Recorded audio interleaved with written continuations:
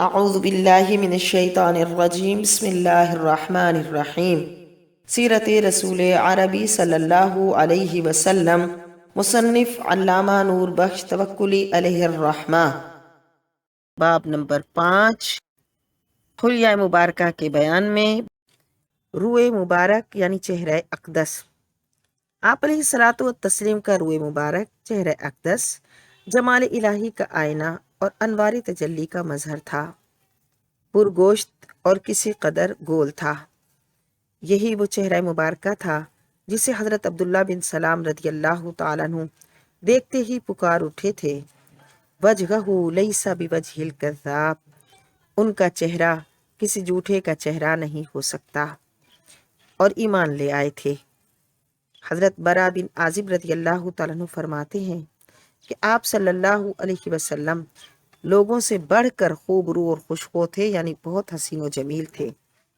حضرت ہند بن ابی حالہ، ہند کون ہیں؟ یہ حضور کے ربیب تھے، کیونکہ حضرت خدیجہ الکبریٰ رضی اللہ تعالیٰ عنہ آپ صلی اللہ علیہ وسلم سے پہلے ابو حالہ کے نکاح میں تھیں، جن سے ہند پیدا ہوئے تھے، اور پھر حضرت خدیجہ ان کو اپنے ساتھ لے آئی تھیں، تو آپ علیہ الصلوۃ والسلام کے ربیب ہیں، یعنی آپ کی پرورش میں رہے۔ وہ بیان فرماتے ہیں کہ آپ کا چہرہ مبارک 14ویں رات کے چاند کی مانند چمکتا تھا۔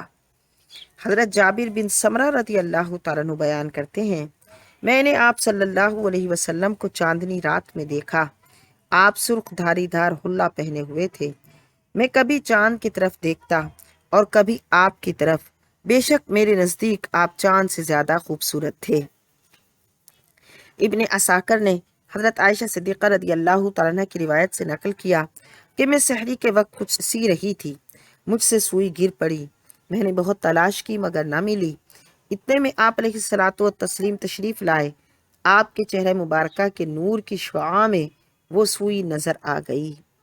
میں نے یہ ماجرا آپ سے عرض کیا تو آپ علیہ الصلوۃ والتسلیم نے فرمایا، اے حمیرہ، 3 دفعہ فرمایا سختی و عذاب ہے اس شخص کے لیے جو میرے چہرے کی طرف دیکھنے سے محروم کیا گیا۔ حافظ ابو نعیم نے بروایت عبادہ بن عبد الصمد نقل کیا ہے کہ ہم حضرت انس بن مالک رضی اللہ تعالیٰ عنہ کے ہاں آئے، آپ نے کنیز سے کہا کہ دسترخوان لا تاکہ ہم چاشت کا کھانا کھائیں۔ وہ لے آئی۔ آپ نے فرمایا کہ رومال لا، وہ ایک میلا رومال لائی۔ آپ نے فرمایا کہ تنور گرم کر، اس نے تنور گرم کیا، آپ کے حکم سے رومال اس میں ڈال دیا گیا، وہ ایسا سفید نکلا گویا کہ دودھ ہے۔ ہم نے حضرت انس سے پوچھا کہ یہ کیا ہے؟ انہوں نے فرمایا یہ وہ رومال ہے جس سے آپ علیہ الصلوۃ والسلام اپنے روئے مبارک کو مسح فرمایا کرتے تھے۔ جب یہ میلا ہو جاتا ہے ہم اسے یوں ہی صاف کر لیتے ہیں، کیونکہ آگ اس شے پر اثر نہیں کرتی جو انبیاء کرام علیہ السلام کے چہرہ مبارکہ سے گزرے۔